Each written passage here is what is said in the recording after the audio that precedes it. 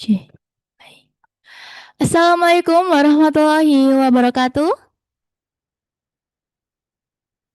Baik, masih semangat pada hari ini? Hari terakhir PKPA kok nggak semangat loh. Nggak kayak di hari pertama. Masih semangat pada hari ini? Cuma satu orang aja yang semangat, berarti yang lainnya nggak semangat, Bu. Gimana dong ini? Baik, saya harap semuanya tetap semangat, tetap fokus mengikuti materi hari ini. Setahu saya hari ini hari terakhir sebelum penutupan, jadi harus tetap semangat ya. Oke? Baik. Di pada hari ini telah hadir di tengah-tengah kita pemateri yang akan membawakan materi tentang legal due diligence. Sebelum itu, saya akan membacakan kurikulum vitae dari pemateri kita pada hari ini. Nama Rizania Karismasari. Beliau memiliki riwayat pendidikan pada tahun 2004 di Universitas Airlangga, sarjana hukum 2009 di Universitas Airlangga, magister hukum. Pengalaman profesional beliau, advokat dan konsultan hukum pada tahun 2004 sampai sekarang di Zaidun and Partners Counselor and Attorneys at Law 2018 sampai sekarang sebagai Managing Partners. Beliau juga sebagai dosen di 2004 sampai 2019 di Fakultas Hukum Universitas Muhammadiyah Surabaya, 2022 sampai dengan sekarang di Fakultas Hukum Universitas Erlangga, 2025 sampai dengan sekarang di Fakultas Hukum Universitas Muhammadiyah Sidoarjo. Sertifikat kompetensi beliau, Certified Tax Lawyer 2022 sampai sekarang, Certified Insurance Legal Consultant 2024 sampai sekarang, keanggotaan profesi beliau, Perhimpunan Advokat Indonesia Peradi pada tahun 2008 sampai dengan sekarang sebagai anggota, 2017 sampai 2022 sebagai pengurus bidang pendidikan Divisi Peradi Surabaya, 2020 sampai dengan sekarang pengurus bidang pendidikan berkelanjutan DPN Pradi, 2022 sampai dengan sekarang ketua bidang pendidikan Divisi Pradi Surabaya, Himpunan Konsultan Hukum Sektor Keuangan pada tahun 2018 sampai dengan sekarang sebagai anggota, profesi penunjang pasar modal pada Otoritas Jasa Keuangan pada tahun 2021 sampai dengan sekarang sebagai konsultan hukum, Perhimpunan Pengacara Pajak dan Kuasa Hukum Pengadilan Pajak Indonesia pada tahun 2022 sampai dengan sekarang sebagai anggota. Itulah kurikulum vitae dari pemateri kita pada hari ini. Oke, sudah siap untuk masuk ke materinya teman-teman? Bu, nggak siap semua Ibu. Gimana dong ini? Siap nggak nih? Nah, gitu dong. Baik. Tanpa berlama-lama lagi, langsung saja saya persilakan kepada Bu Nia. Oke, Assalamualaikum warahmatullahi wabarakatuh. Hari ini hari terakhir ya. Hari terakhir materi kita hari ini ada dua materi, ada legal due diligence dan hukum acara kepailitan. Jadi setelah itu penutupan. Gak sampai sore-sore kok, ya.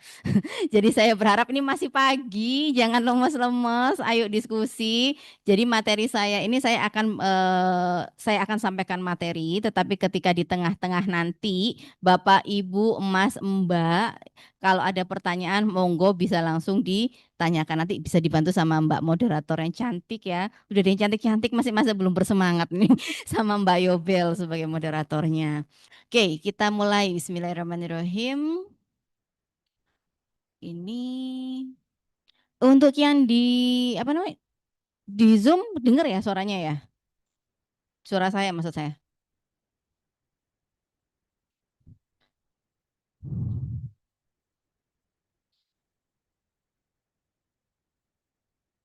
Mbak, tolong dong ini kok aku nggak bisa ganti slide-nya. Ini harusnya langsung kan ya? Enggak, bentar.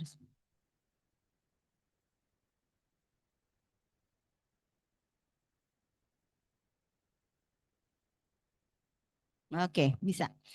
Jadi ketika kita bicara legal due diligence, kalau kemarin-kemarin peserta di sini, peserta calon rekan sejawat saya ini belajarnya ada hukum acara ya. Kalian belajar hukum acara, perdata, acara pidana, acara tun, Mahkamah Konstitusi ya. Semuanya hukum acara basic ketika kalian para peserta PKPA ini lulus ya. Terus kemudian sudah ujian, sudah dapat apa namanya? Dilantik dan disumpah ya. Jadi kalau advokat kan disumpah oleh pengadilan tinggi, diangkat atau dilantik oleh profesi ya. Peradi kalau di tempat kita oleh peradi. Nah, itu kalian bisa melaksanakan profesi sesuai dengan hukum acara yang diajarkan itu. Bisa langsung dipraktekkan tuh. Nah, itu kalian ada di bidang litigasi. Nah, kalau yang hari ini saya sampaikan dan saya berharap teman-teman tidak akan bosan karena memang kita ngomongnya dari sisi non litigasi. Cuman materi ini akan berguna buat kalian walaupun ini materinya nanti prakteknya yang saya sampaikan nanti ini adalah berkaitan dengan non litigasi, tapi bisa digunakan juga ketika kalian melakukan analisa untuk memeriksa apakah perusahaan ini sehat atau tidak, apakah perusahaan ini kondisinya seperti apa. Jadi basic ini tidak hanya untuk non litigasi walaupun nanti di prakteknya akan ada pendidikan tersendiri untuk bisa melakukan legal due diligence. Oke.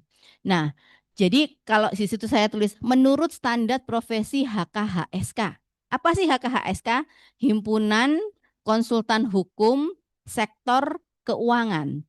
Jadi kalau kalian memang berminat untuk nanti memperdalam seperti saya di bidang ini, maka setelah nanti lulus dan menjadi advokat, sudah diangkat tuh jadi advokat. Terus saya prefer nih untuk mengambil auditor seperti saya gitu ya. Kalian harus ikut pendidikan lagi. Pendidikan itu dilaksanakan oleh Himpunan Konsultan Hukum Sektor Keuangan. Jadi ada pendidikan, ujian, pendidikan, ujian. Setelah itu baru bisa dan kalau lulus ya, tidak sekedar ujian. Kalau nggak lulus ya nggak bisa gitu. Jadi ujiannya ada pendidikan, ujian, lulus, pendidikan, ujian, lulus. Itu dua kali pendidikan. Kemudian baru kalian bisa terdaftar di Himpunan Konsultan Hukum Sektor Keuangan dan mendaftar pada otoritas jasa keuangan.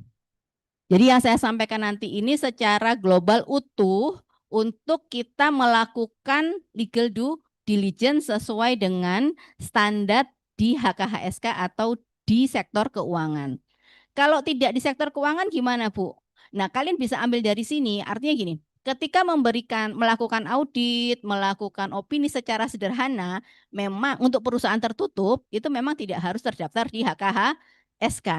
Jadi ruang lingkup pelayanan jasa hukum kalian itu bisa sebagai litigasi, di bidang litigasi bisa di bidang non litigasi.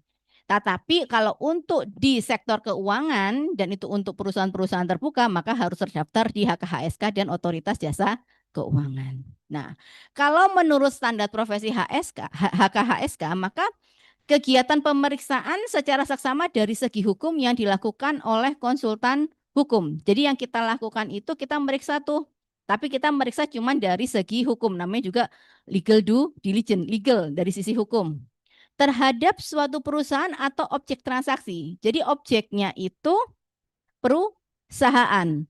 Kalau perusahaan itu memang mau, misalnya mau IPO, mau public offering, mau dari perusahaan tertutup menjadi perusahaan terbuka. Atau dari objek transaksinya, oh dia sudah perusahaan terbuka, tapi dia mau melakukan akuisisi misalnya. Ya, itu kita bergantung dari jenis transaksinya apa, dari tujuan transaksinya apa. Apa sih yang dicari? Yang kita cari adalah informasi atau fakta material kondisi perusahaan itu seperti apa, objek transaksinya itu seperti apa. Nah, ketika kita bicara legal due diligence, jadi kalau bicara legal due diligence di Indonesia kan itu adalah uji tuntas ya. Uji tuntas di bahasa Indonesianya, maka apa sih untuk mengetahui kedudukan atau keadaan emiten dari segi hukum? Kan sebenarnya kalau kita bicara legal due diligence itu kita pasti bicaranya perusahaan. Umumnya untuk kegiatan bisnis perusahaannya berbentuknya pasti perseroan terbatas ya. Kemudian untuk memenuhi prinsip keterbukaan. Jadi kita akan periksa tuh nanti kita diskusikan apa aja yang harus diperiksa, tapi pada prinsipnya tidak boleh ada sesuatu yang ditutupi tentang kondisi perusahaan. Misalnya apa? Misalnya ternyata ada aset yang masih atas nama direksi misalnya, belum atas nama perusahaan. Atau misalnya ternyata ada hutang. Nah, kita harus cek dulu hutangnya ini sudah sesuai dengan prosedur dalam mengajukan hutang apa tidak gitu. Jadi kita harus membuka semuanya sehingga masyarakat tahu. Kenapa kok harus masyarakat? Karena sebenarnya ketika kita bicara uji tuntas, itu kepentingannya bukan cuma kita ngasih advice ke klien, tapi juga kepada masyarakat. Supaya masyarakat ini terbuka untuk tahu bahwa, oh ternyata perusahaan ini sehat kok. Jadi nanti kalau aku beli sahamnya, aku beli obligasinya, aku yakin karena sudah diperiksa oleh kantor konsultan ini gitu. Yang terakhir adalah, nah ini, landasan pengambilan keputusan bagi calon investor. Ketika dia membaca suatu gambaran, berarti kan investor tahu, oh gambaran ini kalau perusahaan dengan kondisi hutangnya sekian, ya dengan jaminan ini, asetnya seperti ini, apakah saya akan tetap membeli saham di situ? Apakah saya tetap membeli obligasi di situ? Itu landasan bagi investor untuk mengambil suatu keputusan. Fungsinya yang pertama fungsinya adalah untuk menghindari terjadinya permasalahan hukum. Kalau kita sudah audit di awal, kita due diligence di awal, kita tahu masalahnya apa. Kalau kita tahu masalahnya, daripada kita buang waktu sampai ke OJK, ya, karena sudah pasti di OJK nanti nggak bakal di ACC itu kalau sudah ada masalah-masalah itu. Sebaiknya masalahnya diselesaikan terlebih dahulu.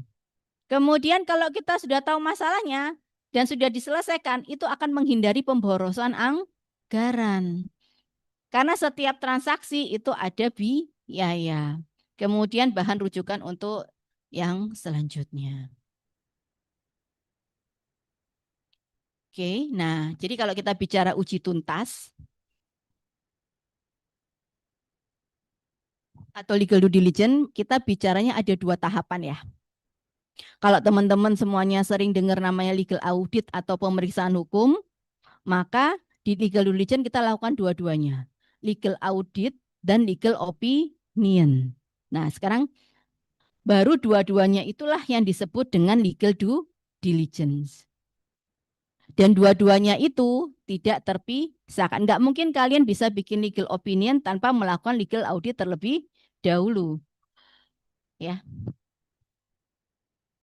Nah, sekarang kita masuk ke tahapan yang pertama yaitu legal audit. Jadi kalau tadi kita bicara uji tuntas atau legal due diligence, maka ada legal audit, ada legal opinion. Nah, yang kita diskusikan sekarang ini adalah legal audit atau pemeriksaan hukum. Oke, kalau dari definisi yang dari standar kita, dari standar HKHSK, maka itu diberikan definisi menyeluruh dalam rangka verifikasi terhadap keberadaan objek berikut aktivitas-aktivitasnya. Perusahaan itu aktivitasnya apa sih sebenarnya? Teman-teman, para calon rekan sejawat saya, Bapak, Ibu, Mas, Mbak, aktivitas perusahaan itu apa sih didirikan? Kalian bisa melihat aktivitas perusahaan itu ada di mana? Ada yang bekerja di perusahaan? Rata-rata basicnya Pak. Oke, Pak, gimana Pak? Di perusahaan kalau mau lihat aktivitas perusahaan dilakukan untuk apa? Oh, kenalan dulu dengan Bapak siapa?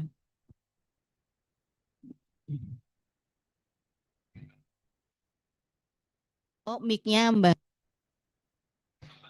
Supaya yang di Zoom juga dengar. Kalau gitu yang Zoom nggak dengar nanti diskusi kita.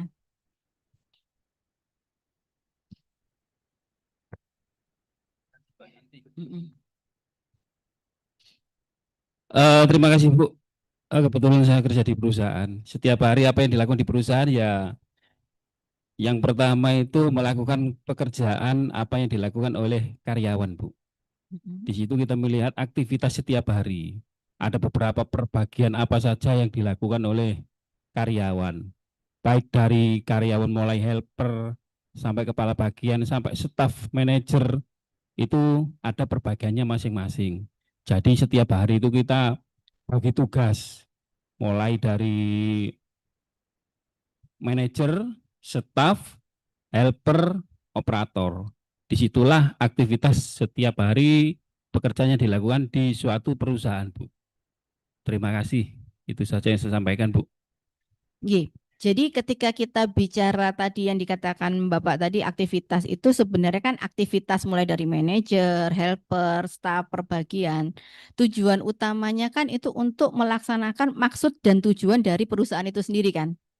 Artinya Betul, Bu. kalau maksud dan tujuan dari perusahaan itu misalnya bergerak di bidang, anggap saja konstruksi misalnya, ya, berarti kan kegiatannya pasti berkaitan dengan konstruksi. Kalau dia di bidang produksi, maka manajer, staf dan segala macam itu akan melakukan kegiatan-kegiatan yang akan menunjang produksi dan bagaimana caranya supaya produksi itu meningkat sehingga ketika produksi meningkat ada produk lebih banyak, penjualan lebih banyak, ada keuntungan yang lebih besar, ya. Nah, ketika kita bicara itu, maka manfaatnya adalah satu, kita harus lihat kepatuhannya. Apakah perusahaan ini melakukan pelaksanaan tadi yang dikatakan dari staf bawah sampai staf atas itu sudah sesuai dengan kepatuhan hukum, ya. Jadi kalau dia melaksanakan anggap di bidang konstruksi, apakah dia sudah memiliki izin-izin di bidang konstruksi? Kalau dia di bidang produksi, apakah izin-izin di bidang produksi itu sudah ada? Jadi kita ngelihatnya dari kepatuhan hukum. Jadi kalau misalnya kita itu periksa satu kepatuhannya. Nah, kepatuhan ini dilihat dari mana? Banyak hal, antara lain dari legalitas kepemilikan harta kekayaan, legalitas kegiatan. Legalitas kegiatan ini berkaitan dengan perizinan. Kemudian gambaran-gambaran apa sehingga audit kita itu kita bisa lihat, kalau dia bidang konstruksi, izin konstruksinya 1, 2, 3. Oke, dari 3 ini yang mana yang sudah dipenuhi, yang mana yang belum dipenuhi. Itu yang kita lakukan dalam melakukan audit. Nah, ketika kita melakukan audit, maka kita nggak bisa lepas dari parameter. Karena kita orang hukum, maka parameter kita adalah peraturan perundang-undangan. Jadi kalau klien datang ke kalian semua di bidang konstruksi, maka kalian mau nggak mau harus baca tentang konstruksi. Ada undang-undang bangunan gedung, ya. Kemudian kalau yang datang itu kliennya rumah sakit, ya mau nggak mau baca undang-undang berkaitan dengan rumah sakit gitu. Termasuk dengan asas-asas hukumnya. Kenapa sih kita masih pakai harus asas-asas hukum? Karena mau tidak mau kita harus cek, harus periksa apakah di dalam peraturan itu ada yang bertentangan atau tidak. Ada yang tidak diatur apa tidak. Nah, kalau sudah ketemu masalah-masalah yang seperti itu, mau tidak mau yang kita pakai adalah asas-asas hukum.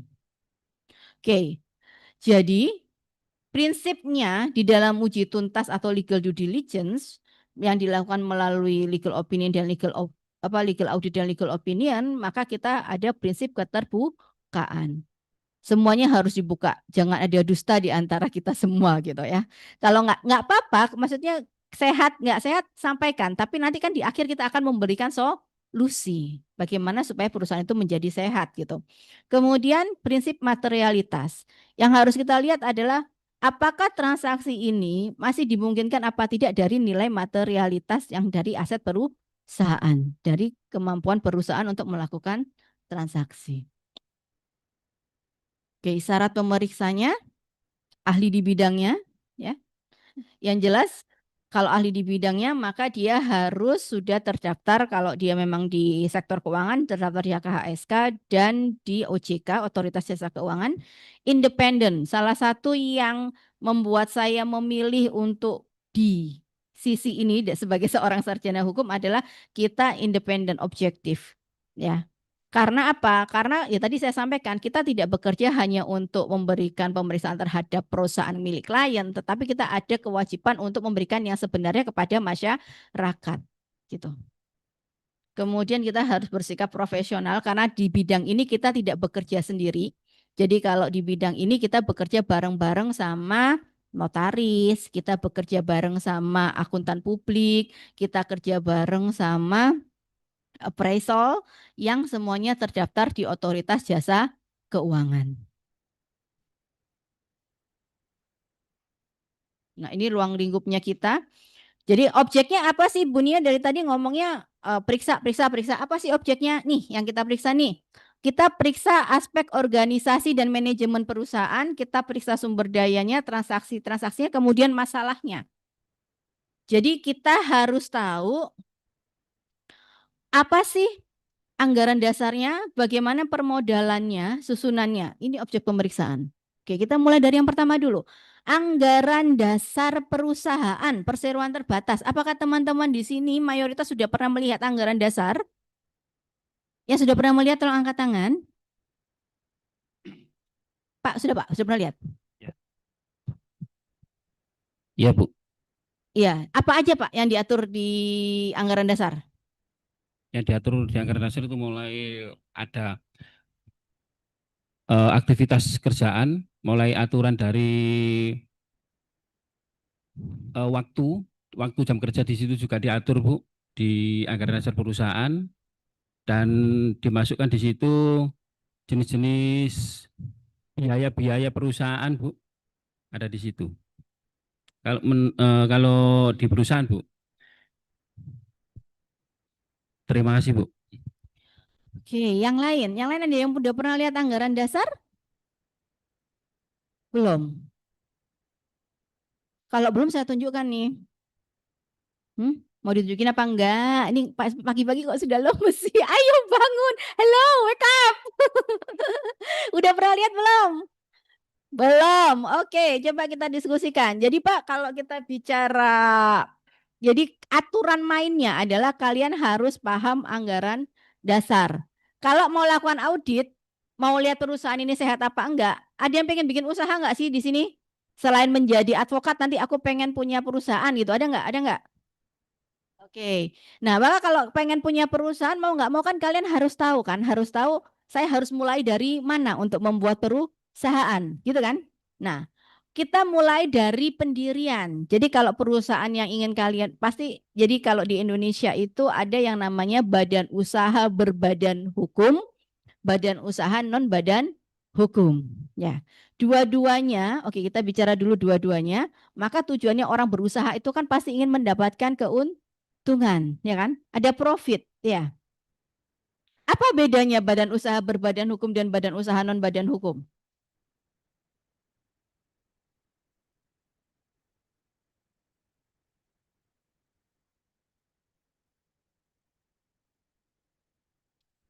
Yuk, kita diskusi dulu. Munculkannya gimana?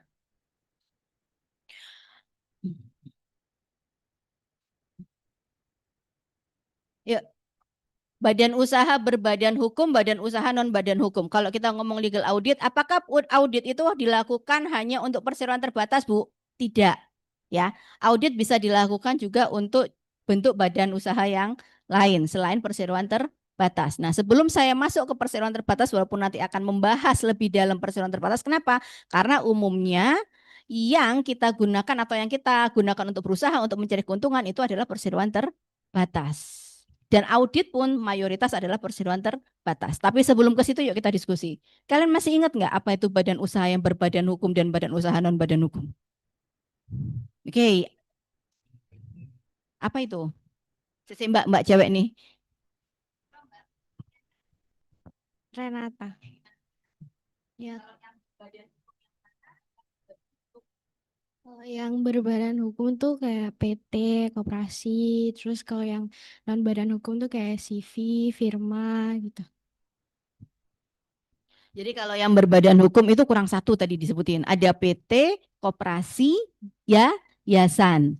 Kemudian kalau yang tadi non badan hukum ada CV, firma, mazhab ya, persekutuan, UD.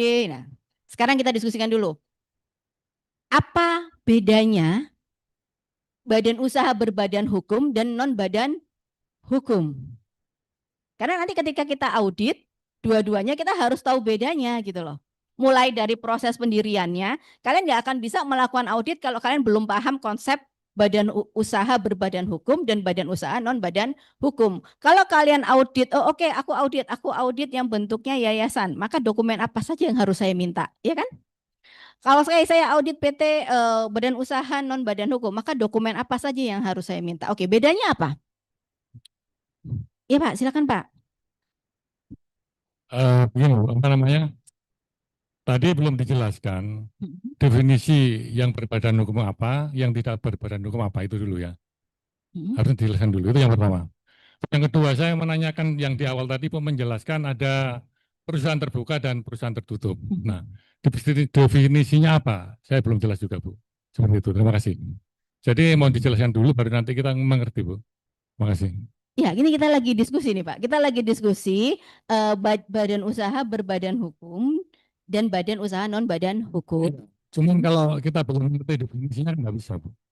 Jadi kami kan belum mengerti definisi yang berbadan apa, yang tidak berbadan hukum apa, kan seperti itu. Ya, kalau mau dari definisi berarti kita bicara karakteristik Pak.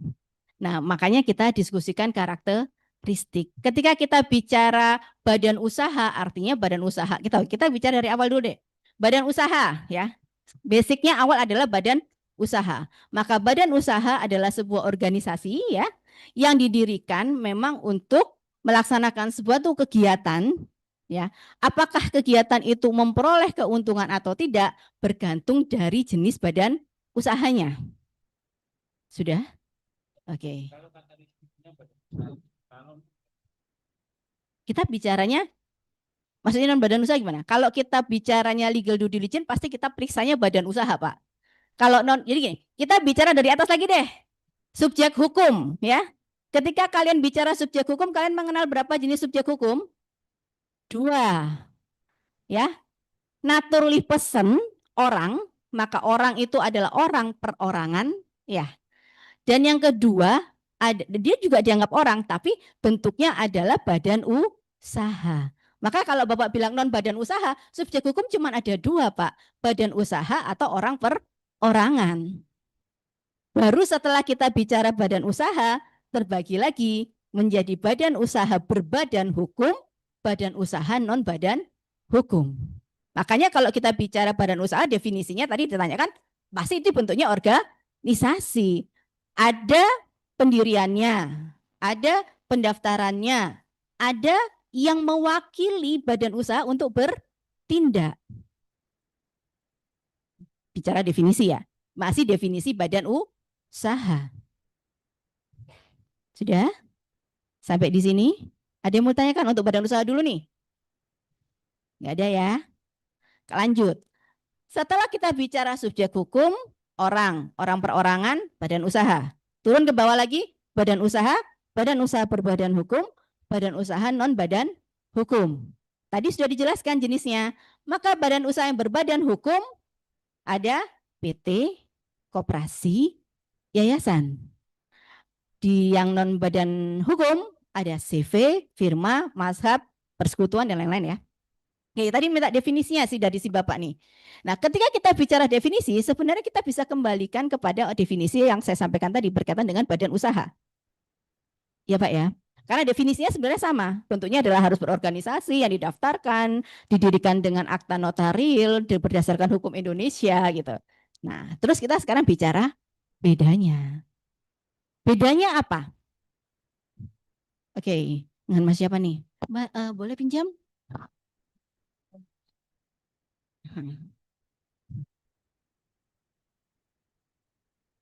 Dengan William. Saya cuma tahu 2 sih perbedaannya. Kalau yang berbadan hukum itu perusahaannya itu sendiri sebagai subjek hukum dan kekayaannya itu terpisah dengan kekayaan pribadi. Oke. Namun kalau yang tidak berbadan hukum itu subjek hukumnya ya pemiliknya itu sendiri dan kekayaannya itu dengan kekayaan perusahaan tidak terpisah. Jadi satu. Oke. Ada yang harus aku klarifikasikan sedikit Mas William. Jadi kalau kita bicara subjek hukum, maka baik badan usaha berbadan hukum maupun non badan hukum itu adalah subjek hukum. Sama-sama subjek hukum, ya. Kalau kita bicara subjek hukum, maka PT Maju Terus, ya subjek hukumnya adalah PT Maju Terus, ya. CV Bahagia Selalu, subjek hukumnya PT Bahagia Selalu, bukan pendiri CV Bahagia Selalu. Dua-duanya subjek hukum dari badan usaha tersebut. Sudah. Tapi benar yang dikatakan sama Mas William bahwa Pembedaannya itu garis besarnya, pemisahannya itu pada harta. Jadi kalau kita bicara badan usaha non badan hukum, jadi sebenarnya yang disampaikan sama Mas William tadi kan tanggung jawabnya pada pendiri. Iya, karena dia adalah perkumpulan orang. Ya. Karena dia perkumpulan orang, maka yang bertanggung jawab adalah para orang-orang yang di dalam badan usaha non badan hukum tersebut. Tapi kalau kita bicara subjek hukum, ya CV-nya Mas, ya firmanya. Jadi Mas harus bisa membedakan, Bapak, Ibu, Mas, Mbak di sini semuanya harus bisa membedakan. Ketika kita bicara subjek hukum dan tanggung jawab itu dua hal yang berbeda. Subjek hukumnya tetap CV, subjek hukumnya tetap PT. Tapi kalau kamu pilih nih si Bapak yang mau bikin usaha nih nanti bisa menentukan mau bikin usahanya CV atau PT ya Pak. Itu nanti bisa menentukan. Aku pilih CV aja. Aku pilih PT aja. Kalau Bapak memilih CV, maka tanggung jawabnya adalah tanggung jawab renteng. Paham tanggung jawab renteng? Bahwa ketika terjadi sesuatu, ya tanggung jawab dari si pemilik atau pendiri, pengurus yang ada di dalam CV tersebut. Sampai harta pribadi. Jadi kalau itu bentuknya firma, kalau firma konsepnya adalah sekutu aktif, maka seluruhnya sampai harta pribadi. Tapi kalau CV, coba nanti sambil dilihat-lihat lagi ya, dibuka-buka lagi, maka di CV itu ada namanya sekutu aktif, ada namanya sekutu pasif. Ketika bicara CV, maka yang bertanggung jawab sampai harta pribadi itu sekutu aktif atau sekutu pasif? Aktif. Sedangkan sekutu pasif hanya bertanggung jawab sebesar modalnya. Jadi nanti ketika sudah bicara, CV, badan usaha non badan hukum tanggung jawabnya renteng. Tapi Anda harus lihat dulu bentuknya CV atau firma atau mazhab karena ada perbedaan. Tapi konsepnya adalah tanggung jawab renteng, tanggung renteng. Sedangkan kalau kita bicara yang satunya itu adalah badan usaha berbadan hukum. Maka dia tanggung jawabnya apa? Dia kalau tadi di sebelah itu perkumpulan orang, maka yang berbadan hukum perkumpulan modal. Ya. Jadi perkumpulan modal yang konsepnya adalah sebesar modal yang dia setorkan ke dalam badan usaha berbadan.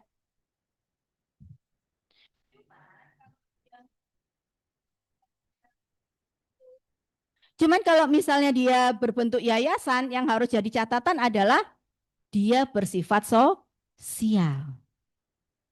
Dia bersifat sosial. Dia tidak boleh mengambil keuntungan. Bahkan yang menjadi pengurusnya, pengurus, pembina, pengawas, nggak boleh dapat gaji loh.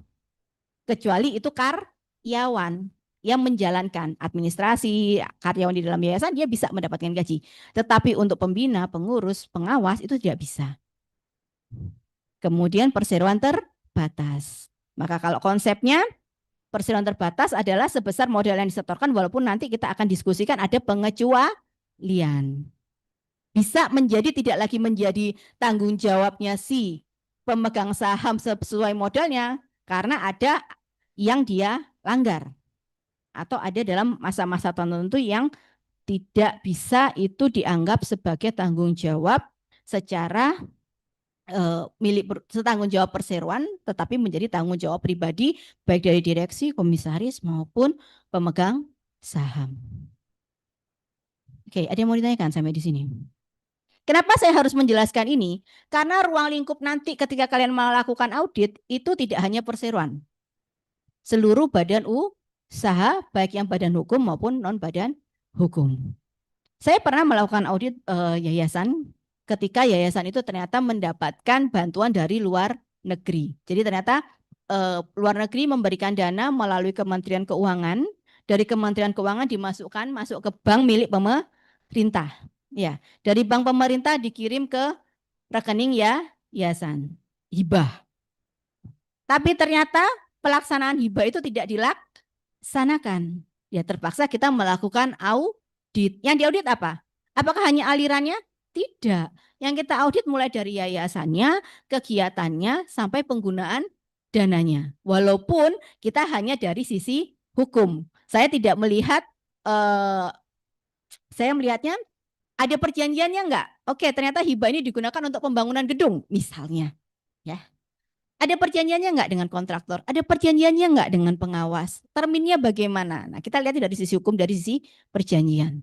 Tapi konsepnya kalian harus paham siapa yang bertanggung jawab terhadap yayasan. Tindakan siapa yang bertanggung jawab? Boleh nggak pembina? Boleh nggak pengawas? Ataukah hanya pengurus? Sama ketika kita audit yang bentuknya perseroan terbatas. Siapa yang berhak mewakili perseroan? Oke. Kalau itu sudah, maka saya akan kembali ke sini. Saya tunjukkan contoh akta pendirian.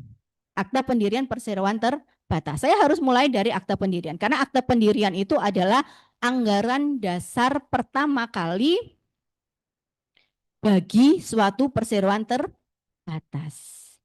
Makanya tadi saya tanya, siapa yang sudah pernah lihat akta pendirian? Ternyata banyak yang belum. Karena banyak yang belum, maka saya tunjukkan. Oke Mbak, turun.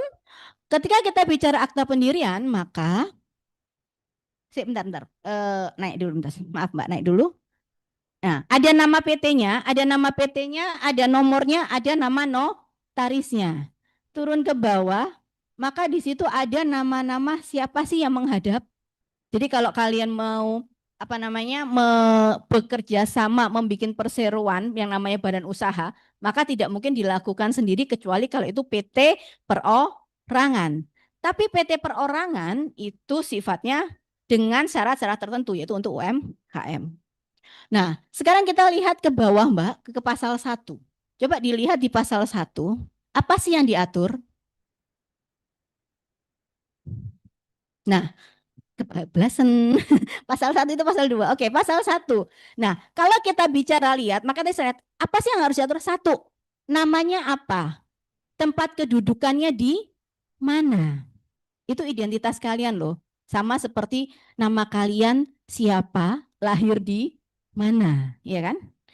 Maka kelahiran suatu badan usaha berbadan hukum yang namanya perseroan terbatas dengan akta pendirian yang di dalamnya ada di pasal 1 ditentukan ada nama dan tempat kedudukan. Kemudian ditentukan juga jangka waktunya ya. Jangka waktunya berapa lama? Turun ke bawah.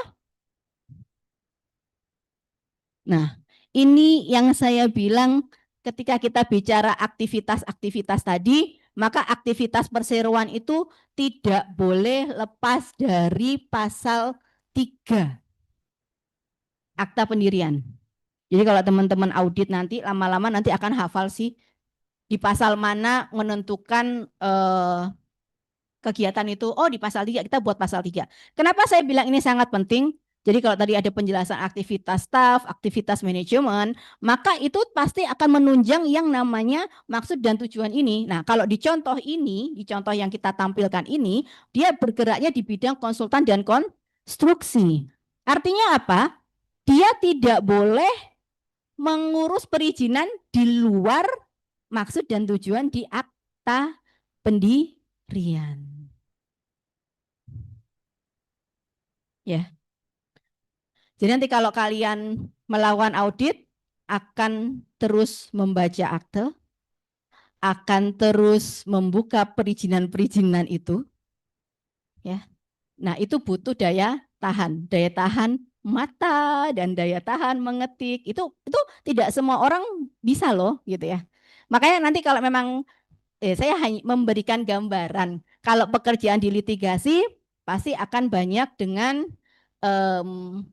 di pengadilan kan berargumentasi bagaimana kalian bisa menjawab dengan baik, santun tetapi terukur sehingga apa yang kalian inginkan menjadi jawaban dari argumentasi itu terrealisasi. Artinya ada kemampuan bicara, ada kemampuan untuk menangkap sehingga itu bisa langsung berjalan tanya jawab itu dengan smooth. Nah, kalau di bidang ini kalian nggak boleh bosan untuk baca dokumen. Baca dokumen, mengartikan dokumen, makanya materi argumentasi itu masuk, di sini ada ya, materi itu menjadi materi penting di PKPA, karena itu menjadi dasar bagaimana kalian melakukan argumentasi, apakah menggunakan cukup hanya gramatikal saja, ataukah kalian perlu a contrario, ya, nah, itu butuh teknik. Sehingga kalau kita bicaranya di legal due diligence, itu akan pakai. Karena kalian harus melihat data, membuat isu hukum, kemudian mencari jawaban dengan dasar hukum. Sampai di sini dulu. Saya kasih contoh untuk maksud dan tujuan. Karena kita tadi bicaranya anggaran dasar. Ada yang mau ditanyakan? Yang mana yang nanya? Oke.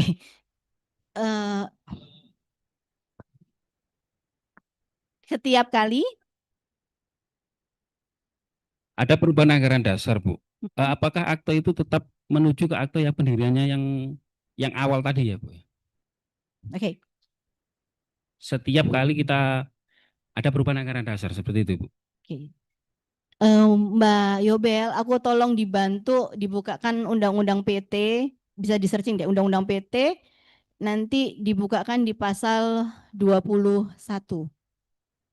Jadi perubahan perseroan terbatas itu ada dua, perubahan anggaran dasar dan perubahan data perseroan.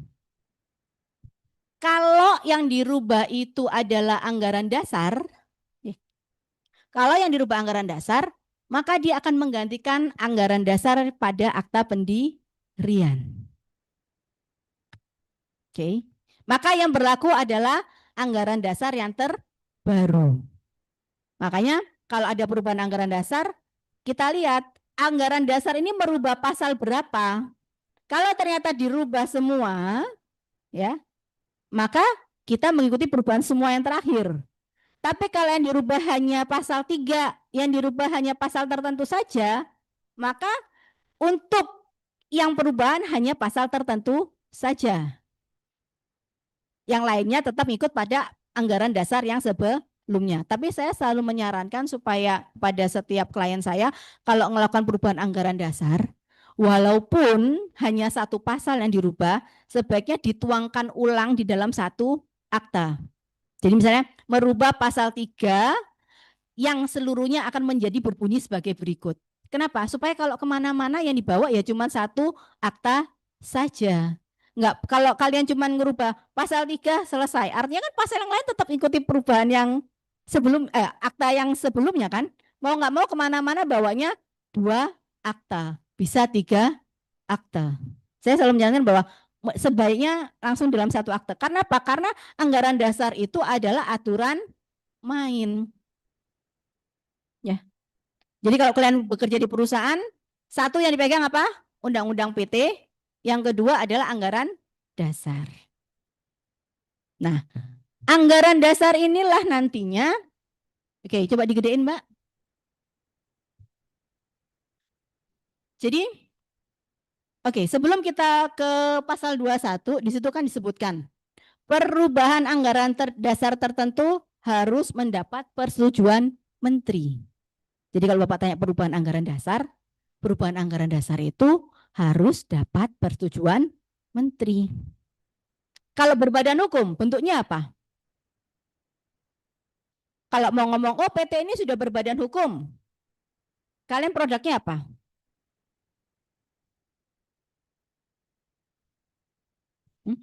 Kita bisa tahu dia PT sudah berbadan hukum sama enggak, taunya dari mana?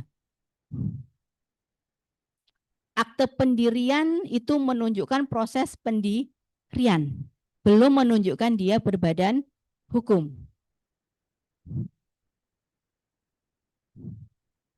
Mas yang di depan, ada yang mau bantu jawab?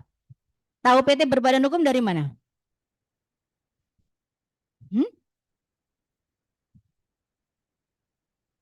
Dor. Jawab salah nggak apa-apa loh, daripada aku merasa didiamkan tanpa kata-kata gitu kan menyakitkan. Ayo. Yang bekerja di Mbak balik ke akte tadi, terus kamu turunkan ke bawah, setelah akte itu ada contohnya. Yakin nih nggak ada yang jawab nih? PT berbadan hukum taunya dari mana? Masih terus Mbak?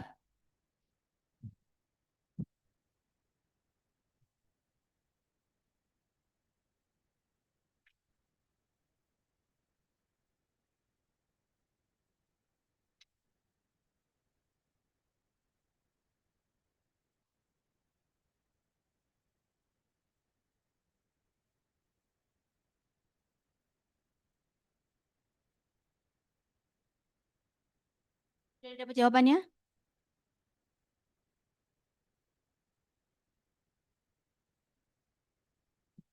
Keputusan Kemenkumham bentuknya sertifikat.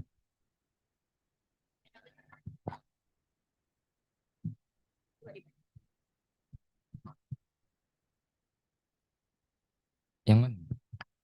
Ini. Udah nyampe sampai depan contohnya Mas langsung Mas.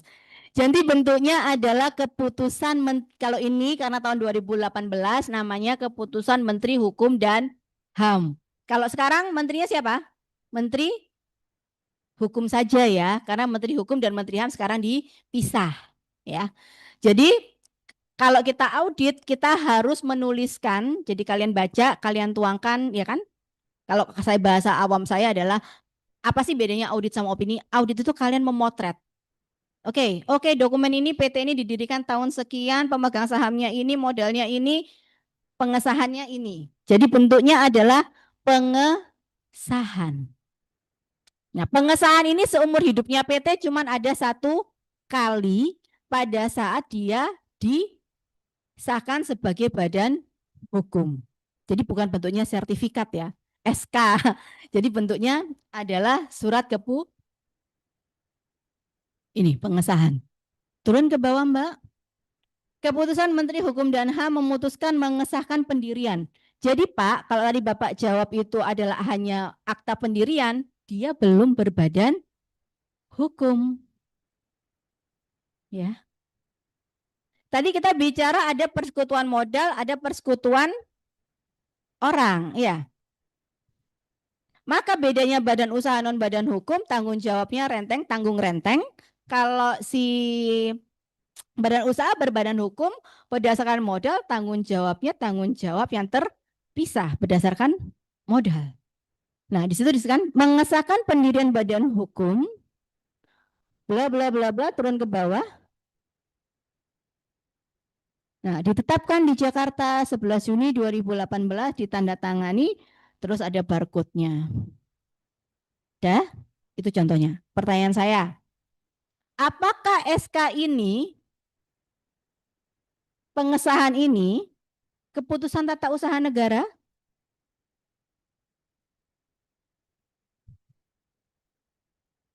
Ya, kalau iya kenapa? Kalau enggak kenapa? Karena kita akan bahas, ada kelanjutannya dari sini.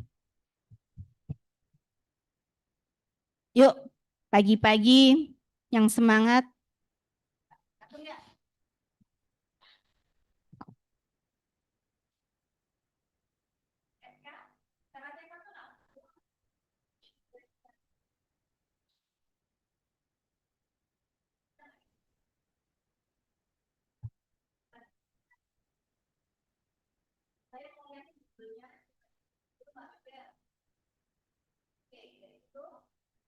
Coba kita analisa apakah ini kenapa saya harus bicara kartu?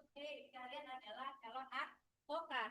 Jangan sampai nanti mengajukan gugatan salah alamat. Ya. Apakah ini akan menjadi yang itu sih. Jadi jangan, kenapa saya perlu menanyakan ini? Karena nanti ketika kalian audit dan ternyata belum dapat pengesahan, itu ada konsekuensi hukumnya loh, ada akibat hukumnya loh. Ya. Dan kalau ternyata kalian salah mengajukan gugatan, udah jelas itu bukan kompetensi absolutnya, udah pasti gugatannya tidak bisa diterima karena karena dia tidak sesuai dengan kompetensi absolut. Yuk, Mbak siapa? Marta. Oke, Mbak Marta, analisamu gimana? Ini kita sambil melakukan audit ya. Kita akan melakukan audit. Oke, PT-nya tadi sudah ada maksud dan tujuannya. Kemudian dia sudah ada SK pengesahannya. Menurut Mbak Marta ini katun atau bukan nih, Mbak? Gak usah takut-takut, nggak dia apa-apain. Ya menurut saya itu katun. Katun. Kenapa kok itu katun?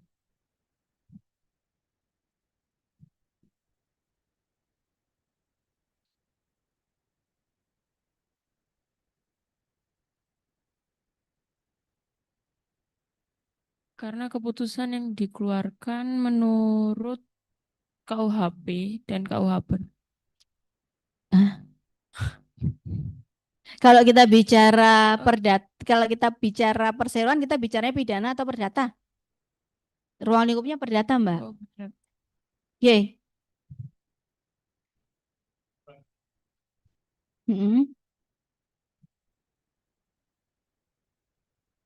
Dengan Bapak siapa, Pak? Dengan Pak Arief, Bu. Jadi kalau menurut saya, keputusan menteri ini adalah produk dari instansi negara. Jadi arahnya ke TUN, seperti itu. Singkatnya aja seperti itu. Oke, kalau Katun sifatnya apa syaratnya? Individual, ya. Individualnya jelas gitu, ada namanya PT Hulu Sarana Teknik, ya. Kemudian konkret, ya, jelas itu adalah pengesahan untuk pendirian. Terus dia bersifat final. Ya, jadi memenuhi syarat klasifikasi dia sebagai keputusan tata usaha negara. Kembali ke pasal 21, Mbak Yobel.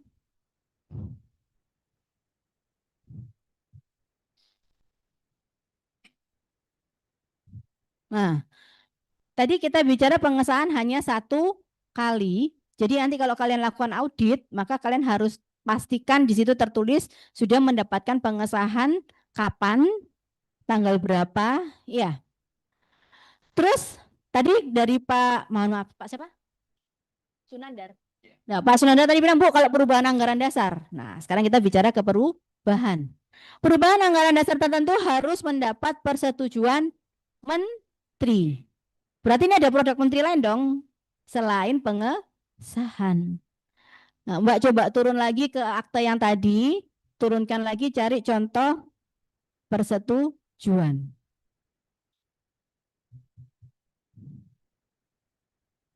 Nah, oke, Mbak turunkan.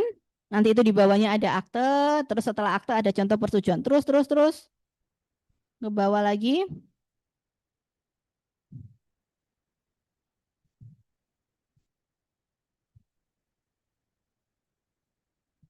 Nah, gedein. Ya. Keputusan Menteri Hukum dan HAM, itu tahun 2019, menterinya masih Hukum dan HAM. Gedein lagi, Mbak. Bisa?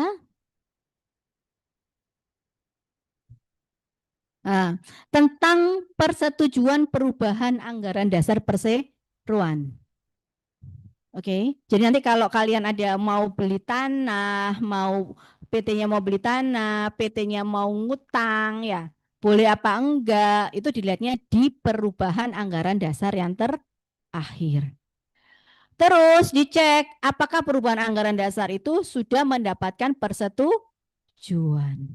Selama belum mendapatkan persetujuan, maka yang berlaku anggaran dasar yang baru apa anggaran dasar yang lama? Yang lama. Ya. Jadi itu yang kalian lakukan ketika kalian audit. Oke, ada dokumen. Oh, dia ngutang. Tanggal berapa? 10 April. Ada perubahan anggaran dasar baru di tanggal 10 April juga. Ya. Di perubahan anggaran dasar baru itu ada aturan harus mendapatkan persetujuan komisaris misalnya. Di anggaran dasar yang lama tidak perlu mendapatkan persetujuan komisaris misalnya. Terus kalian cek, oh persetujuannya kapan datangnya? Oh, datangnya 1 Mei. Ya. Auditnya gimana? Apakah hutang ini sah ketika tidak mendapatkan persetujuan komisaris? Bisa dipahami alurnya. Jadi kalian harus tahu kapan peristiwanya, aturan hukum yang dipakai yang mana. Ketika mau memakai aturan hukum, apakah aturan hukum itu sudah sesuai dengan prosedur? Kalau dia perubahan anggaran dasar, maka harus sudah mendapatkan persetujuan menteri. Selama belum ada persetujuan menteri, maka yang dipakai adalah anggaran dasar yang lama. Nah, di situ titik krusial untuk kalian bisa nanti di dalam opini. Ini kan audit tuh. Ini yang saya ceritakan ini proses kalian bagaimana berlogika melakukan audit. Nanti di opini baru kalian ngomong apakah transaksi ini sah atau tidak. Ya. Jadi saya mengasihkan gambaran gimana proses audit sederhana, ini proses audit sederhana, bagaimana proses opini sederhana, di mana bedanya.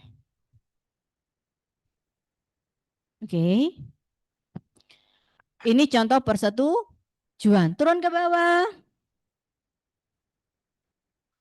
Merubah anggaran dasar disingkat dengan data perseroan bla bla bla, dia ternyata disahkan bukan disahkan, disetujui. Tanggal 3 Desember 2019, tanda tangannya oleh Dirjen AHU. Ya. Kita kembali ke pasal 21. Sudah mulai bosan nggak kalau audit? Audit nggak boleh bosan yang kayak begini. Karena ini akan dilakukan oleh seorang auditor. Buka dokumen, cek aturan, kemudian kasih opini. Buka dokumen, faktanya, kalian perhatikan tanggal-tanggalnya, siapa yang tanda tangan, cari aturannya, berikan opini. Begitu terus untuk setiap perjanjian, setiap keputusan, setiap kebijakan. Oke, kita ke yang ayat 2. Persetujuan menteri. Tadi saya sudah kasih contoh persetujuan menteri ya. Nah, apa saja sih yang harus mendapatkan persetujuan menteri? 1. Nama perseroan dan tempat kedudukan, maksud dan tujuan serta kegiatan, jangka waktu, besarnya modal, pengurangan modal ditempatkan, status perseroan yang tertutup menjadi perseroan yang terbuka. Sampai 6. Ya. 6 inilah yang harus mendapatkan persetujuan. Kalau di luar yang 6, apakah harus mendapatkan persetujuan?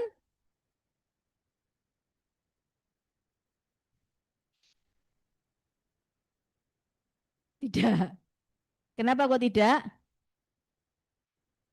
Karena cuma sampai 6 dan di ayat 3-nya ngomong perubahan anggaran dasar selain sebagaimana dimaksud pada ayat 2 cukup diberitahukan kepada menteri. Jadi sampai di sini teman-teman yang belajar audit sama saya hari ini sudah paham bahwa produknya menteri itu ada berapa? Kok 6? Produk menteri ada berapa? Dor. Apa aja produk menteri? 1. Tadi contohnya ketika pendirian maka ada ada SK pengesahan. Kalau ada perubahan anggaran dasar produknya SK persetujuan. Kalau di luar pasal 21 maka bentuknya adalah pemberitahuan. Ada 3 produk. Yang ini kalian harus hati-hati ketika melakukan audit, jangan sampai salah menuliskan. Terjadi perubahan anggaran dasar sudah mendapatkan kepengesahan Menteri Hukum, dicoret sama OJK. Kenapa? Karena perubahan anggaran dasar itu bukan pengesahan, persetujuan. Sudah didirikan dengan mendapatkan persetujuan, dicoret sama OJK. Pendirian itu bukan persetujuan, tapi pengesahan. Mbak Yobel, aku tolong carikan contoh untuk pemberitahuan Menteri Hukum terhadap perseroan. Itu Mbak searching aja. Bu, mohon maaf Bu, tanya lagi. Ya. Bu, tadi Sambil duduk ya di sini. Gimana?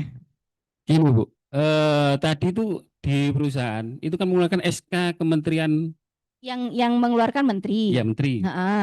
Itu katanya Ibu tadi kan hanya 1 kali Bu kan. Untuk pengesahan. Untuk pengesahannya. Tapi di koperasi itu kan sama-sama badan hukum Bu. Tapi di koperasi itu bisa beberapa kali Bu. Contoh ketika kita kalau di koperasi kita mengesahkan kepengurusan, itu kita kan harus aktekan Bu terkait kepengurusan tersebut. Apakah di perusahaan juga seperti itu? Pergantian direksi atau komisaris, apakah seperti itu juga Bu? Apa tetap melakukan SK yang lama? Kalau kita bicara sama-sama badan hukum Bu, koperasi kan badan hukum, PT juga badan hukum Bu.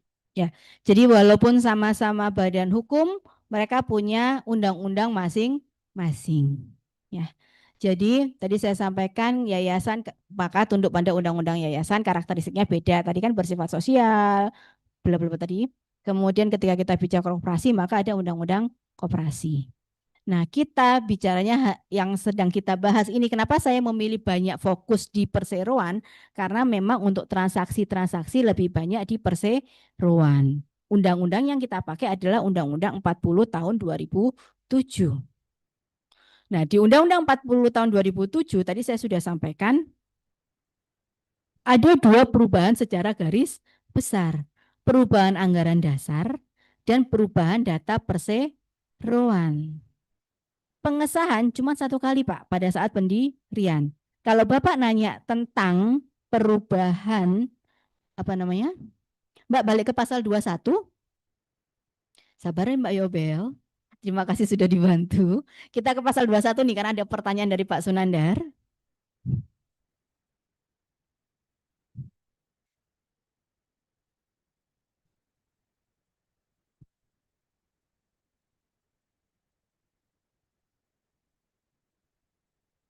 Oke, di pasal 21 tadi kalau Bapak nanya perubahan pengurus, perubahan pengurus, coba kita lihat di pasal 21 ayat 2 tadi.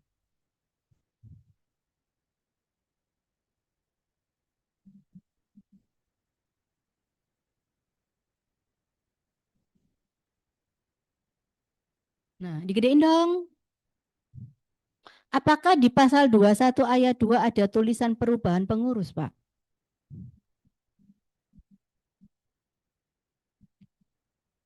Enggak ada loh. Kalau dia tidak ada, maka tunduk pada ayat 3. Cukup diberitahukan. Oke, PT ya. Kita bicara PT. Sekarang Mbak kembali ke contohnya Mbak, pemberitahuan tadi. Nah nih, Mbak Yobel sudah menemukan membantu kita semua contoh penerimaan perubahan data perseroan. Tadi kita udah diskusi berarti produk kementerian itu ada 3, ada pengesahan, ada persetujuan, ada pemberitahuan. Ini contoh untuk pemberitahuan. Pertanyaan saya sama, apakah ini katun?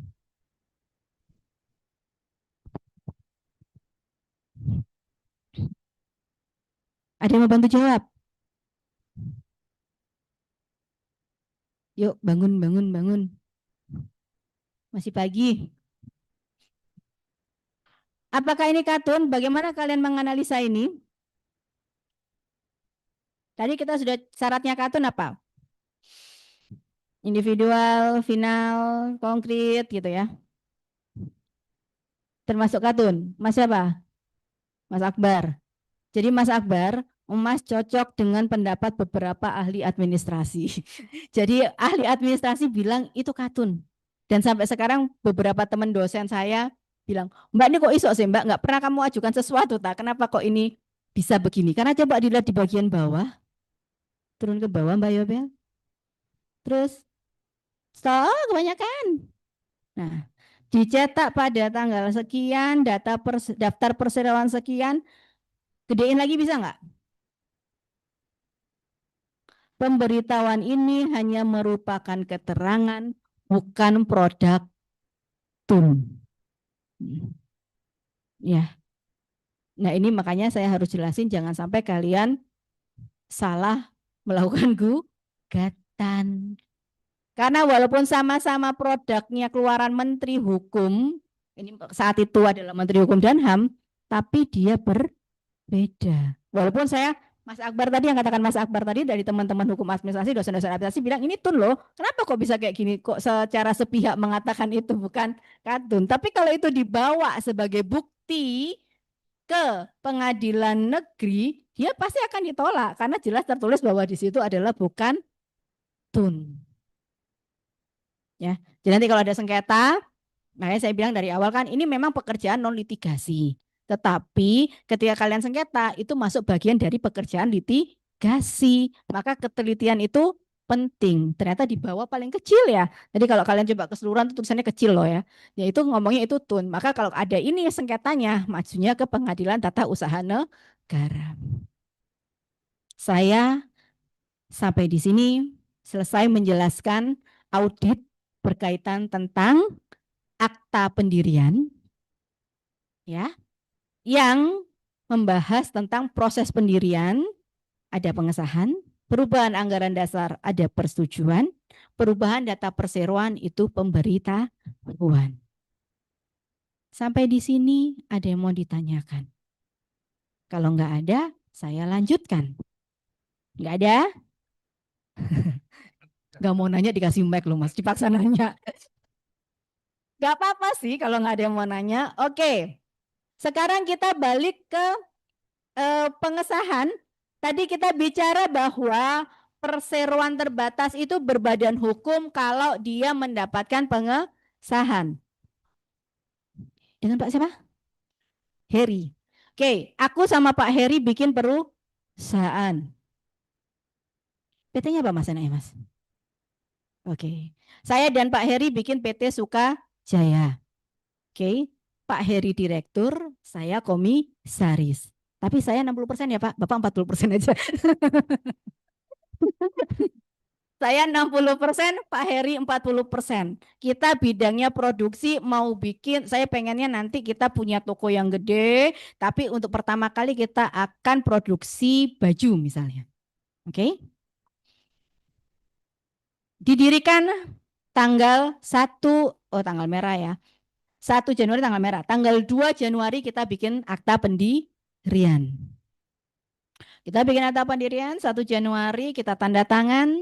Modal kita berapa? 1 miliar dulu lah ya. Untuk modal di setornya, modal dasarnya 4 miliar. Oke, 1 miliar. Terus Pak Sunandar nawarin nih Pak Heri. Pak Heri mau bikin pabrik ya?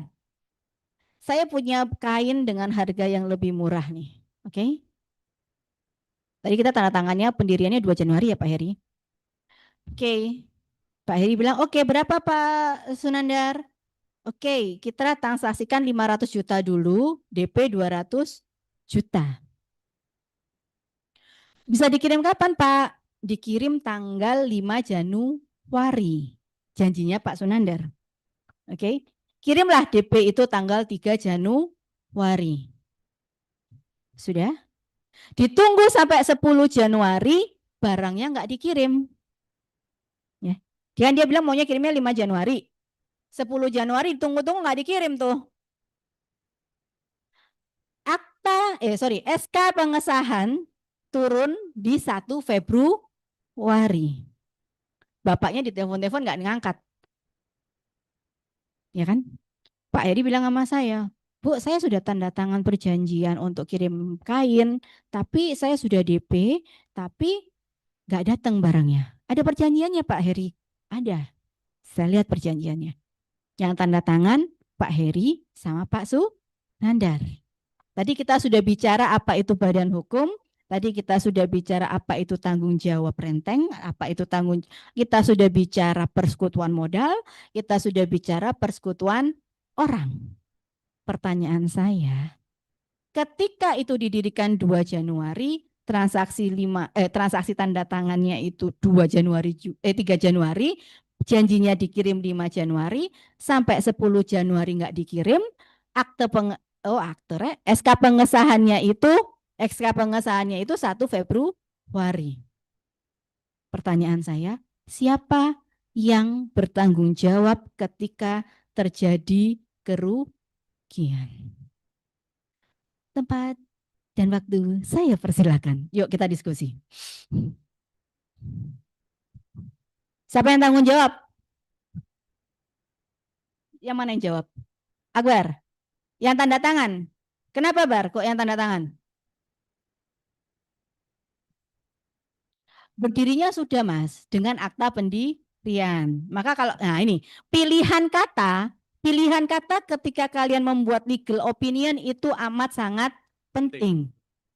Belum sah berdiri loh. Dia sudah berdiri. Ada akta notaril. Yang belum sah dia apa Mas? SK. Sebagai? Badan hukum. Dia belum berbadan hukum. Ada pendapat yang berbeda enggak? Pak Hedi bilang, Bunia saya nggak mau dong tanggung jawab sendiri, yuk kita tanggung jawab berdua. Saya mau nggak ya? Hah? Bisa nggak? Pak Heri minta saya untuk saya tanggung jawab juga atas apa yang dia tanda tangani.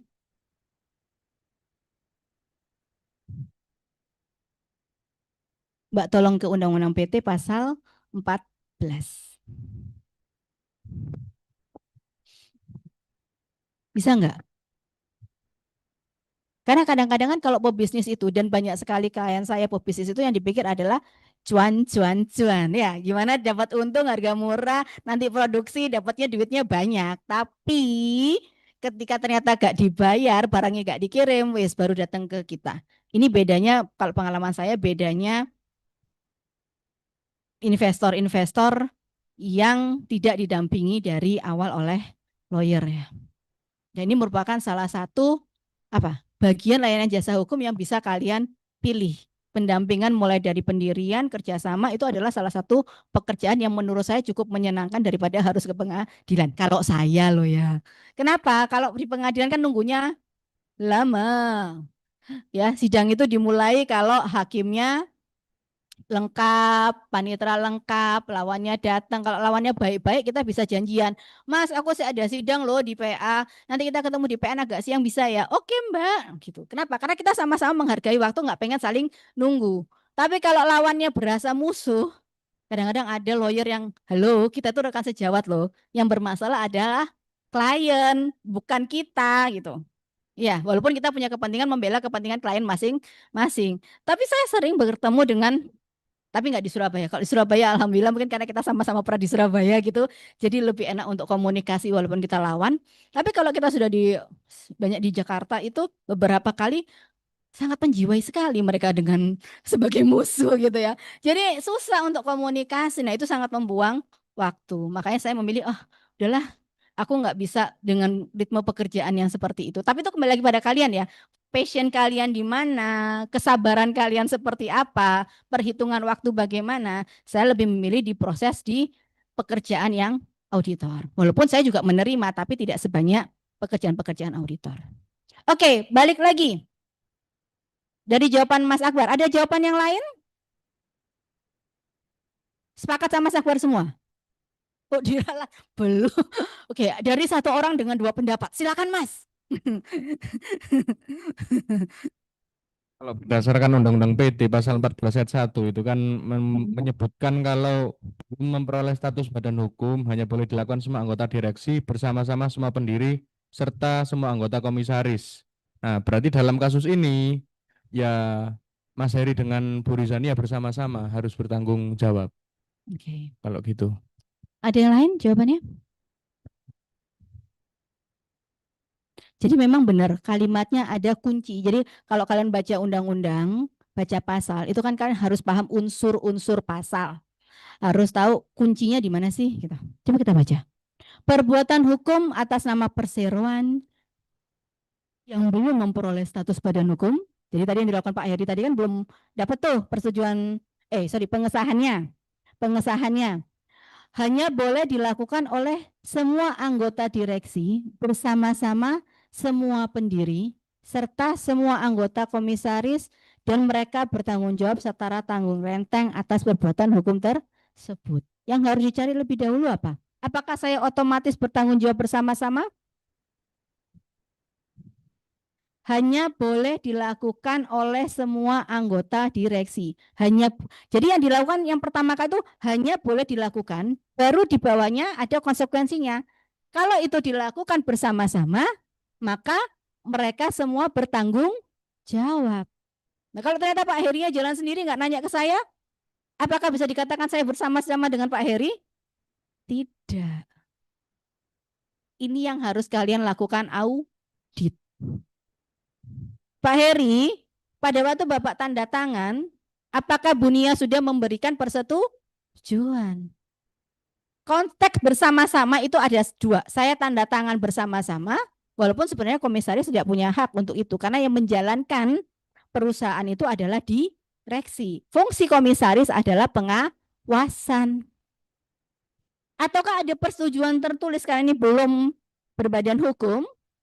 Kalau ternyata Pak Heri dengan PD-nya menjalankan sendiri, ya jelas saya nggak mau bertanggung jawab. Dan saya tidak perlu bertanggung jawab karena tidak memenuhi ketentuan pasal 14 ayat 1 yang dilakukan secara bersama-sama.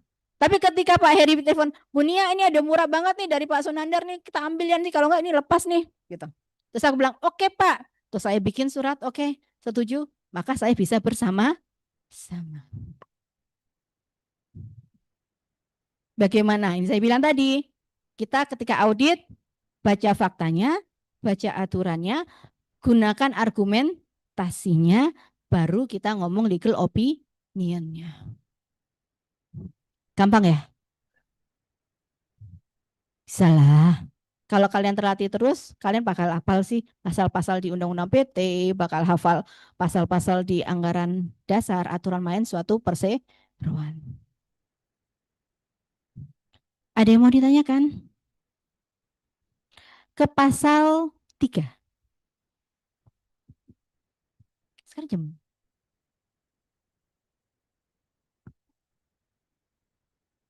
Saya kasih waktu 10 menit lagi untuk kalian break. Iya, cafe break ya kalian ya. Sekarang jam berapa? Iya, oh masih Mbak, masih 20 menit Mbak Yobelnya. Mbak Yobel ternyata yang ngantuk bukan pesertanya, moderatornya.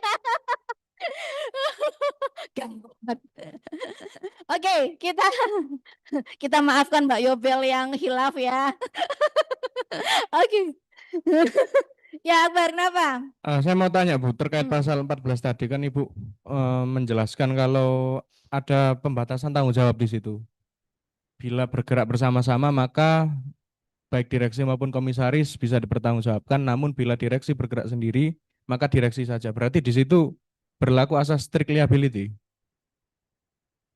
Oke, kenapa Bu kok gitu?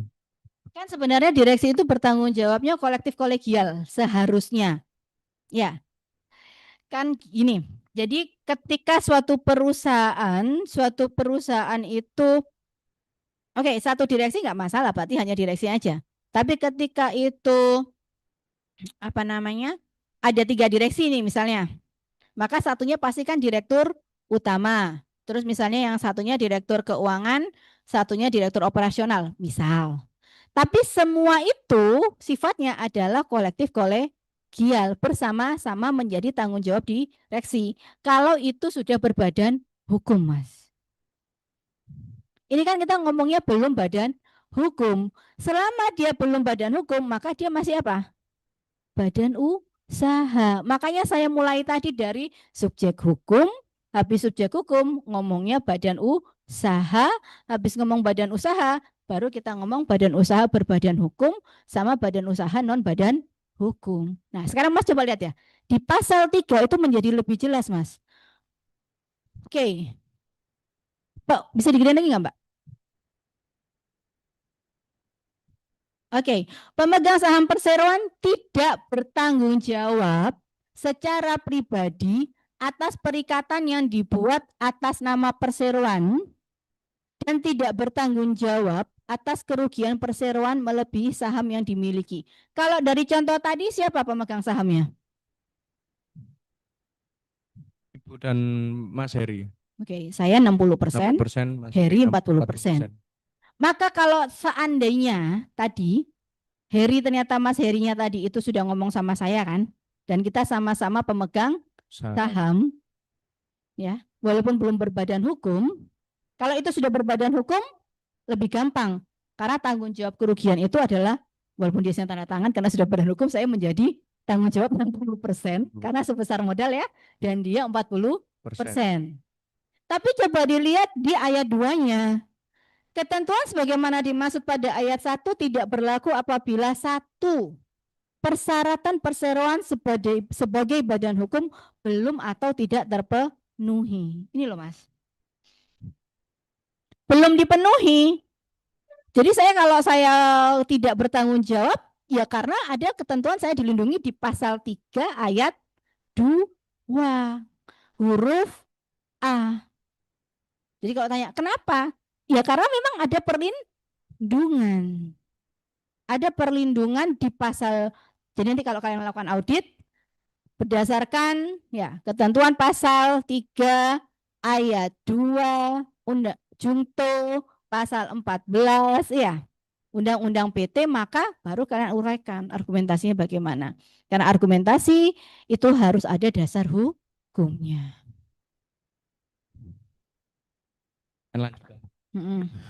Kalau misal kasih perintah gini komisarisnya, ya udah kamu lakukan apa aja, pokoknya 1 bulan ini ada transaksi, misal kayak gitu Bu. Ya kalau saya jadi Pak Heri ya saya akan minta itu perintahnya dalam tertulis. Oke. Kalau itu tertulis ya berarti kan dia ada perintah dan bisa dikatakan itu bersama-sama karena ada Perintah. Pakainya pasal 14 yang tadi. Jadi kalau yang di pasal 14 itu ngomongnya terkait dengan direksi, komisaris, dan pendiri. Kalau yang ini ngomongnya tentang pemegang saham. Tapi karena saya dan Mas Heri ini sama-sama pemegang saham, dan dia direktur dan komisaris, maka kita bisa jungtukan karena kita kedudukannya double. Kecuali kalau saya dan Mas Heri itu adalah pemegang saham, terus direkturnya Pak Nandar misalnya, atau Pak Akbar misalnya, nah kita akan pakai pasal yang berbeda untuk mengkaji masing-masing dari jabatan. Sudah cukup jelas Bu, terima kasih. Sama-sama. Oke, jadi ketika kita bicara itu adalah persekutuan modal dan itu hanya sebesar modalnya, maka ada pembatasan di pasal 3 Undang-Undang PT. Mbak bisa turun segi lagi di pasal 3 ayat 2 itu ada A, B, C, terus? Oke. Stop. A-nya dimunculkan. Ini. Jadi bisa pemegang saham tidak bertanggung jawab sebesar modalnya kalau A sampai D. Itu menjadi tanggung jawab apa kalau bukan tanggung jawab perseroan? Tanggung jawab renteng sebagaimana badan usaha non badan hukum. Jadi kalau dia persyaratan sebelum badan, maka sebelum badan hukum itu dia belum bisa dikatakan sebagai tanggung jawab perseroan. Tanggung jawabnya masih tanggung jawab renteng. Kemudian yang kedua, pemegang saham yang bersangkutan baik langsung maupun tidak langsung dengan itikat buruk memanfaatkan perseroan untuk kepentingan pribadi, tanggung jawabnya perseroan menjadi lepas karena menjadi tanggung jawab pemegang saham secara pribadi sampai harta pribadi. Kemudian pemegang saham yang bersangkutan terlibat dalam perbuatan melawan hukum, pemegang saham yang bersangkutan secara baik langsung maupun tidak langsung melawan hukum menggunakan kekayaan perseroan, akhirnya perseroan menjadi rugi dan tidak cukup melunasi utang perseroan. Itu pemegang saham juga bisa dimintai pertanggungjawaban. Oke. Silakan kalau ada yang mau bertanya, saya tak ke atas, izin minum dulu.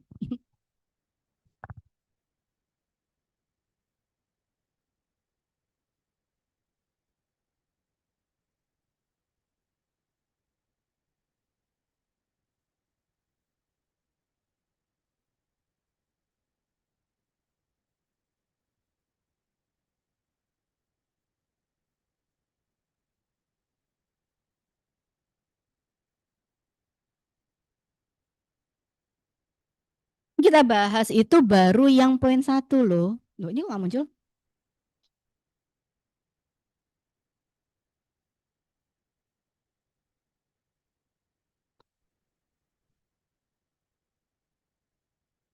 Silakan Mbak Yobel dibantu yang online tanyanya apa?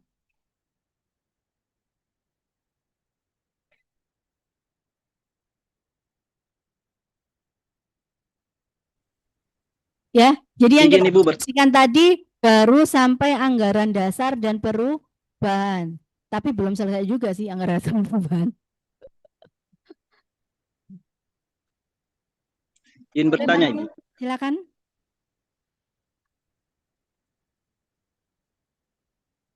Dari NTT Flores. Wow, jauh. Halo, silakan Ibu. Pak. Ibu, ini ada contoh kasus di sini adalah perseteruan perebutan perusahaan, Ibu. Salah satu perusahaan diperebutkan oleh 2 orang begitu. Dengan menunjukkan bukti semua dan ini sudah sampai di di Jakarta ya urusannya dari sini. Itu mau mohon penjelasan Ibu, itu bagaimana satu perusahaan bisa diperebutkan oleh dua kepemilikan ini. Terima kasih.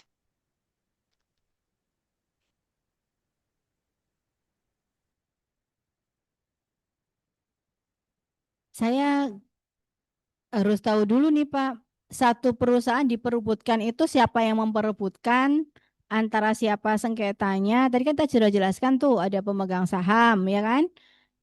Nah, posisi maksudnya kronologis kasusnya seperti apa mungkin bisa dijelaskan secara singkat ya Pak. Karena Ya, kalau Ibu. sengketanya sengketa saham, kalau dia sudah berbadan hukum, ya maka sengketanya karena itu adalah persekutuan modal, diselesaikannya sesuai dengan besaran modal kepemilikan di dalam suatu perseroan terbatas. Jadi gini Ibu,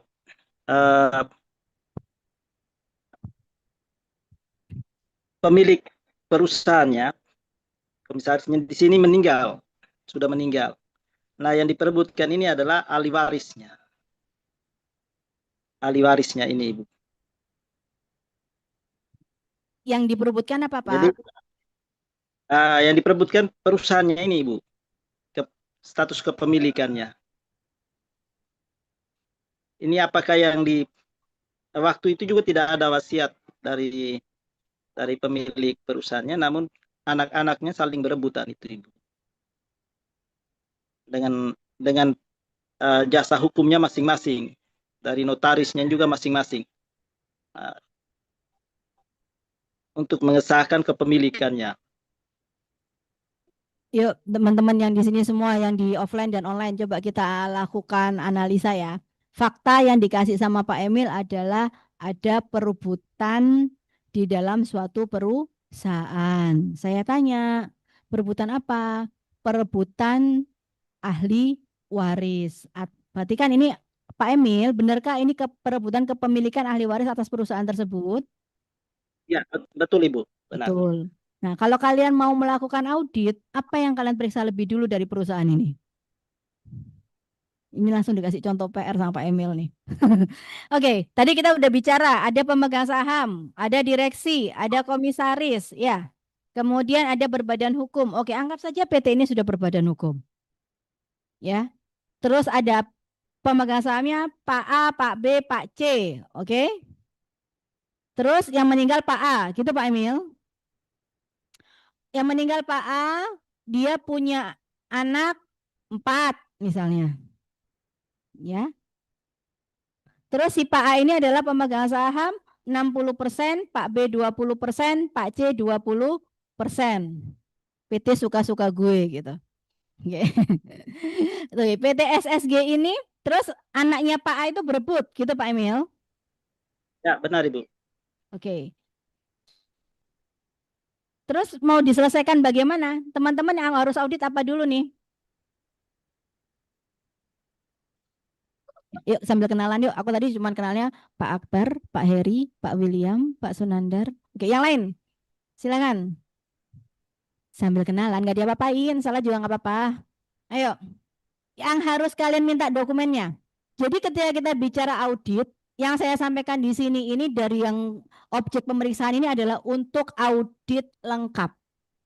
Audit lengkap sesuai standar HKHSK. Tapi kalau untuk yang kasus-kasus seperti Pak Emil ini, sebenarnya kalian juga bisa memberikan yang namanya legal opinion. Legal opinion sederhana. Di dalam legal opinion sederhana, maka kalian juga harus melakukan audit. Audit sederhana. Tidak harus terdaftar di HKHSK. Nah, sekarang kita coba audit sederhana, opinion sederhana dari perkara yang disampaikan Pak Emil. Kalian akan mulai audit dari minta dokumen kan? Oke, apa yang kalian minta untuk bisa melakukan audit pada kliennya Pak Emil ini? Oke, anggaran dasar. Anggaran dasar, data perseroan. Terus? Surat ahli waris. Terus? Sudah dah? agama. Kalau bicara waris, kalau ngomong perseroan itu sudah pasti kalian ngomong yang tadi saya sampaikan, anggaran dasar, pengangkatan, kemudian susunan pemegang saham. Tapi kalau ngomong waris, pastikan agamanya. Agamanya siapa yang harus dipastikan? Yang meninggal, pewaris. Kenapa? Karena nanti pembagian waris itu berdasarkan agama pewaris ya. Nah, kalau misalnya dia pewarisnya non-muslim ya tunduknya pada hukum perdata. Kalau pewarisnya muslim, Islam, maka tunduknya pada hukum Islam atau di KHI. Jadi kalau bilangnya sengketa Pak Emil, ya harus ditanya, ini agamanya si Pak A itu apa? Karena memang kan kepemilikan saham itu masuk dalam ruang lingkup hukum perdata yang memang diwariskan kepada ahli waris. Penyelesaian warisnya harus diselesaikan terlebih dahulu di pengadilan kalau itu sengketa. Gitu. Nah, jadi nanti kalau itu ya perseroannya tinggal mengikuti putusan pengadilan. Pengadilannya ya kalau dia muslim pengadilan agama, kalau dia non muslim ya pengadilan negeri. Jadi kalau Pak Emil tanya, Bu, kalau penyelesaiannya ya diselesaikan dulu. Jadi nanti kalau dari perseroan ya hanya bisa diminta buktinya berapa kepemilikan Pak A itu di dalam perseroan. Yang dibagi ya yang 60% itu. Nggak bisa dia ngotak-ngatik 20% milik Pak B sama 20% milik Pak C. Gitu Pak Emil. Atau ada yang mau ditanyakan lagi Pak Emil? Artinya begini Bu, diselesaikan dengan berdasarkan persentase ahli waris. Jadi semua anak itu mendapat hak atau bagaimana Ibu? Iya, saya harus tahu agama dari yang pewaris. Kalau agama pewarisnya itu adalah non-muslim, ya, entah Kristen, entah Katolik, entah Hindu, maka dia tunduk pada BW. Nah, kalau dia non-muslim Katolik, misalnya kita anggap aja Katolik gitu ya, maka itu ada penggolongan. Golongan 1, golongan 2, golongan 3, golongan 4. Kalau dibilang ahli waris itu kan belum tentu juga anak toh. Ternyata dia belum menikah. Ya, kalau di golongan 1 itu istri dan anak. Kalau ada istri dan anak, maka yang berhak mewaris adalah istri dan anak. Menutup golongan 2, 3, dan 4. Kalau ternyata dia belum menikah, Pak, maka ahli warisnya jatuh pada orang tua di golongan kedua dan saudara-saudaranya.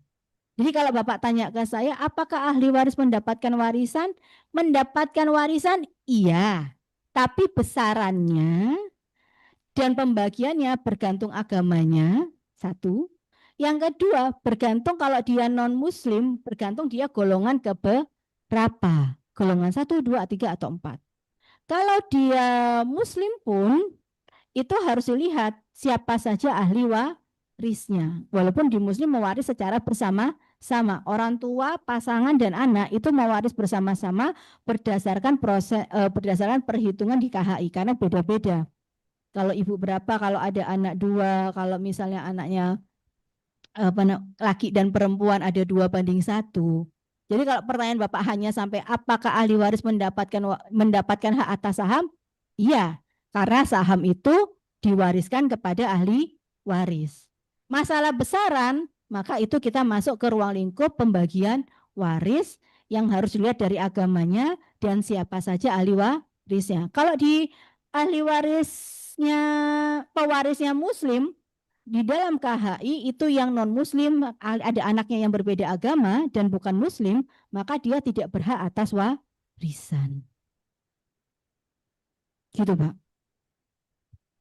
Baik Ibu, terima kasih. Oke.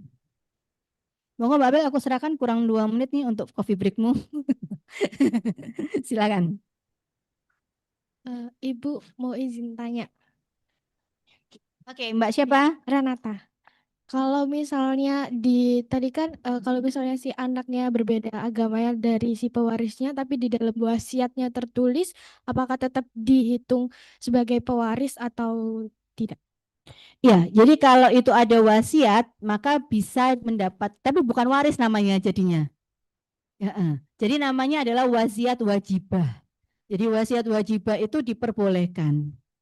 Tapi konsepnya wasiat bukan waris. Nanti untuk perhitungannya apakah tetap pakai KHI atau Pakai KHI tapi maksimal adalah sepertiga, maksimal.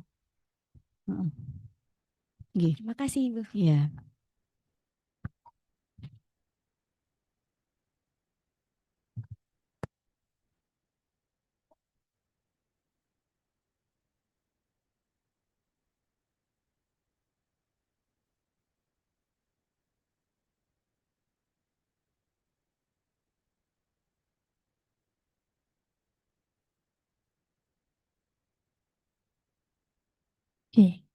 Oke, teman-teman.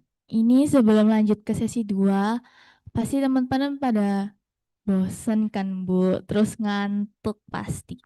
Nah, Bosan, beneran nih bosan. bosen. Mau lanjut? Mau lanjut atau break 10 menit? Oh, gitu kok tadi bilangnya enggak Bu, lanjut gitu. Oke, jadi teman-teman, di sini Bu Nia ngasih waktu kita semua break 10 menit. Teman-teman boleh kamar mandi atau ngopi-ngopi sebentar buat menghilangkan rasa kantuknya. Setelah 10 menit nanti kembali lagi ke sini, lalu kita lanjut ke sesi 2. Oke? Oke, saya harapkan dimanfaatkan benar untuk bisa seger dan kembali lagi ke sini karena habis ini kita akan coba diskusi case-case lain untuk kita melakukan bagaimana sih audit dan dalam memberikan opini ya. Oke, silakan untuk coffee break. Selamat beristirahat.